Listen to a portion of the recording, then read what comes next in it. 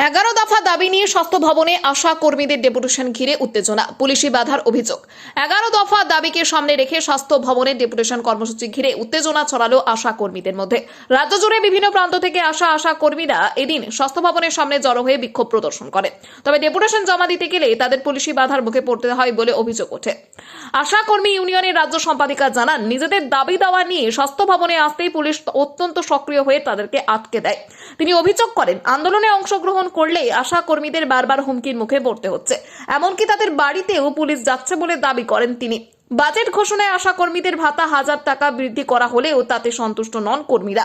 তাদের দাবি, এই সামান্য ভাতা বৃদ্ধির সমস্যার সমাধান নয়। দীর্ঘদিন ধরে বেতন কাঠামো অন্যান্য সুযোগ সুবিধা থেকে তারা রয়েছে যে দাবি তা পূরণ করতে হবে। দাবি পূরণ না হলে আন্দোলন আরো জোরদার করা হবে বলে হুঁশিয়ারি দেন তারা। আন্দোলনকারীদের অভিযোগ, ডেপুটেশন কর্মসূচির বিষয়ে আগেই পুলিশ প্রশাসনের জানানো হয়েছিল, তবুও কেন তাদেরকে আটকে দেওয়া হলো তা নিয়ে প্রশ্ন তোলেন তারা। আশা কর্মীদের একাংশ জানান, 1000 টাকা ভাতা দিয়ে আমাদের ভিক্ষা দেওয়া হচ্ছে, আমাদের ন্যায্য দাবি পূরণ না হলে আমরা ভোট বাক্সেই তার জবাব দেব। পরিস্থিতি উত্তপ্ত হয়ে ওঠায় আন্দোলনকারীরা রাস্তায় ওপর বসে পড়েন এবং বিক্ষোভ চালিয়ে যান। ঘটনাস্থলে বিশাল পুলিশ বাহিনী মোতায়েন করা হয়। গত লাস্ট যে কেন্দ্রীয় বাজেটে সেখানে আমাদের একটা প্রত্যাশা ছিল কিছু ঘোষিত হবে।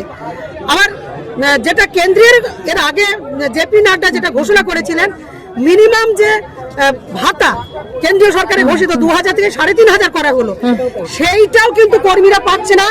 কেন্দ্রীয় সরকার রাজ্যের হাতে কি টাকা দিচ্ছে না দিচ্ছে আমরা কিন্তু সেটাও বুঝতে পারছি না। আপনাদের ডেপুটেশন জমা দেওয়া হয়ে গেছে? আমাদের না, ডেপুটেশন দেওয়া হবে। আমরা এখানে কর্মীদের সঙ্গে কথা বলে প্রতিনিধি আমরা যাব, স্বাস্থ্য সচিবের কাছে আমাদের অ্যাপয়েন্টমেন্ট আমরা নিয়েছি, ওনারা এখান থেকে নিয়ে যাবেন, আমাদের প্রতিনিধি এখান থেকে। আপনারা বলছেন আপনাদেরকে হেনস্থা করা হচ্ছে, কোথায় হেনস্থা করা হচ্ছে এবং কেন, কারা করছেন? এই যেমন আমি একটা উদাহরণ এক্ষুনি বলছি, এক্ষুনি আস্তে আস্তে চন্দ্রকোনা 2 পশ্চিম মেদিনীপুরে, সেখানে বিওমএইচ সমস্ত কর্মী, ওখানে সব কর্মীরাই কর্মবিরতি করেছে।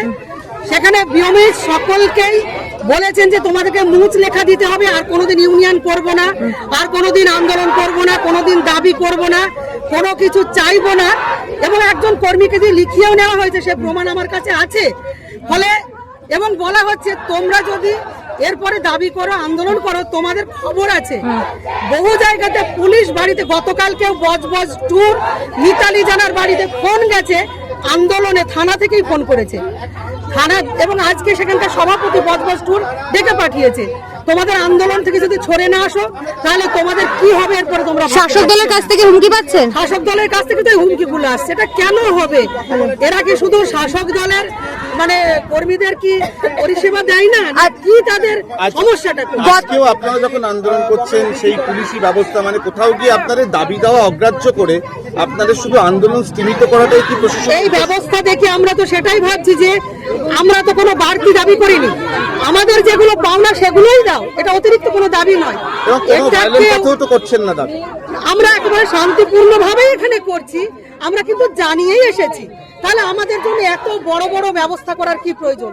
গত 21 তারিখে যে ঘটনা গোটা রাজ্য জুড়ে ঘটেছে, এখানে বিশাল লৌহগড়া তারা করেছিল, এবং এই এলাকায় যতগুলো থানা আছে, রাজারহাট থানা, নিউ টাউন থানা, বিধাননগর থানা, গোটা পশ্চিমবাংলার হেন থানা নেই যেখানে কর্মীদেরকে তুলে নিয়ে যাওয়া হয়নি। তারা দাবি করতেছিল মাতৃত্বকালীন ছুটি চাই, বকেয়া চাই, কাজের নিরিখে ভাতা চাই, সম্মানজনক ভাতা চাই।